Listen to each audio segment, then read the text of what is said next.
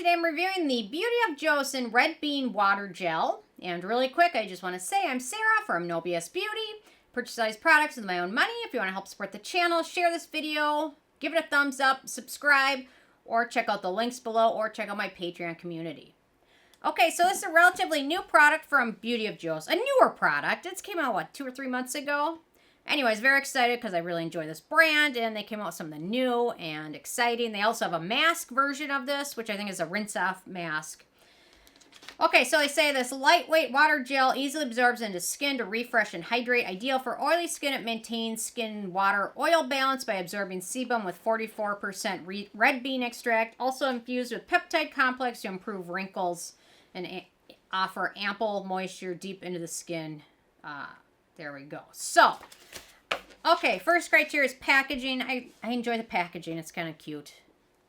And it makes it look kind of pink, which is nice and pretty. I like it. That's my criteria for packaging. It's cute. In terms of denatured drying types of alcohol, it does not contain any of those. It has no fragrance ingredients, however.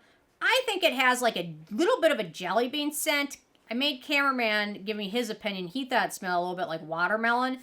Those are probably from the red bean extract that they used. I think it probably has a natural scent to it, so there's no issue with that. If they would have added like fragrance or geranol, citronella, or whatever in there, it would be different, but sometimes natural ingredients that are beneficial do have a light scent to them. And sometimes, a lot of times, things that aren't beneficial have a scent to them as well. Okay, the manufacturing location for this one is Korea, so no issues with that. So ease of use, so it's got a wonderful gel texture to it, just like the name implies. I'm wearing it today. I'm wearing it underneath the Round Lab soybean serum. Then I have this product on, and then my Can Make sunscreen underneath it. So a little bit of this one goes a long way. I've been using it on my face as well as my neck, which tolerates it nicely. And it smooths over skin really nicely. So you use this at the end of your skincare routine. You can apply it to face and neck, and then they recommend a pat for further absorption. Once it soaks in, it sets to a natural finish that is non-sticky. No issues with pilling. I have layered this with thicker moisturizer creams over it because for me, the gel, I don't have oily skin. My skin is pretty dry. The gel isn't quite hydrated enough on its own. However, I think during spring and summer, this will be just fine for me. For the dry winter it is right now, I've been layering a thicker moisturizer over it, which has worked wonderfully. I've also read from people that have mentioned mixing this in with other creams, such as their Dynasty cream, and say that works perfect for them. So keep that in mind. If you have oily skin, this is probably all you're going to need. If you have very dry skin, it might work layering it or layering it over something very hydrating serum, such as the soybean serum. It's very hydrating. So there we go. So no issues with using it. I'm going to talk about the ingredients in 1 second. So in terms of animal testing, this is cruelty-free, so no issues with that. So for performance, it feels really nice on skin. It feels hydrating but not greasy, which is something I really appreciate. A lot of things that can feel really hydrating end up feeling or looking greasy or shiny, and this does not have that issue at all. Certainly geared towards oilier skin, but my dry skin appreciate it all the same. So no issues with that. At night, I've been using it like underneath a sleeping mask, which works well. Definitely excited to use this one in the spring and summer when I think it'll be more beneficial for my skin type. And then for acne-prone skin, it's pretty friendly as well. Only one ingredient of note, and that's vitamin E, which is pretty low.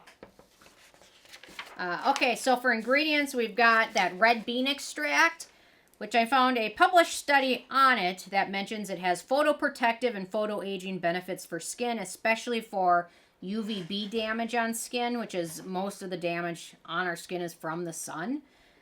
So it's nice. Also has antioxidant, anti-inflammatory, and emollient benefits for skin.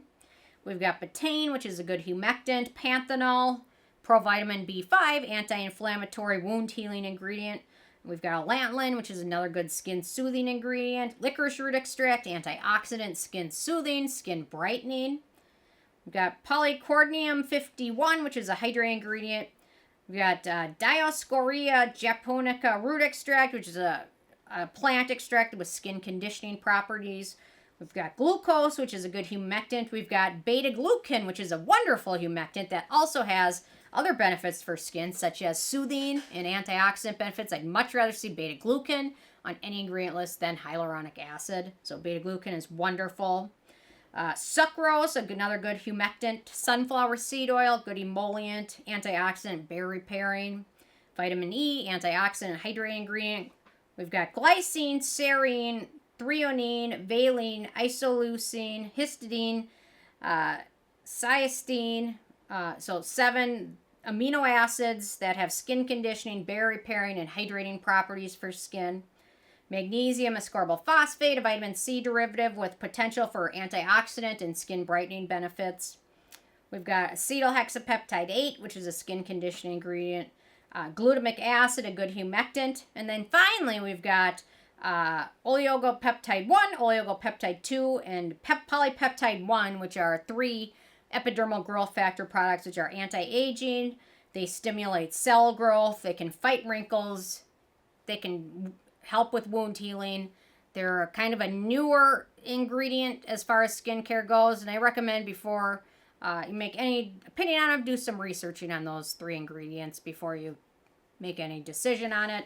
I used to be a little bit more skeptical of them, but they continue to be around longer, and so far I haven't heard any problems from them. So anyway, and the longer they're used with the less or any reported problems, then I'm not as worried as I was about them before. Okay, in terms of the price, so this is a full size 3.5 ounces, 100 milliliters, and it retails for about $18, so it's not terribly expensive, and it's double the size of most moisturizers, so, and a little bit goes a long way. So I think this bottle will probably last the average person. If you use it twice a day, I would say this bottle will probably last 3 months, 2 to 3 months, because I think I've used probably about a fifth of it over the course of a month and a half, so maybe longer. Anyway, okay, then in terms of the it factor, really wonderful product, unique texture, smooths over skin so wonderfully, friendly for most skin types. Red Bean is also, it's been used in a lot of other K-beauty products and brands. The brand Sum 37, which is kind of a pricey brand, uses this ingredient in a lot of their stuff. Otherwise, I don't see it in a lot of other American or European products. It's a lot of K-beauty stuff. So, really love this one. Cruelty-free, affordable, fragrance-free, wonderful texture, great for all skin types. It's a wonderful product. I absolutely love it. And I recommend giving it a try. So, anyway, with a 10 being a perfect score, I have this one a 10. It's lovely. Beauty of Joseon. It's a wonderful brand. So, anyway. Interested hearing from you guys if you had a chance to check this one out yet, and if you have, what your thoughts are. So leave a comment. Love hearing from you guys, and stay tuned for more tomorrow. Thank you so much. Bye, guys.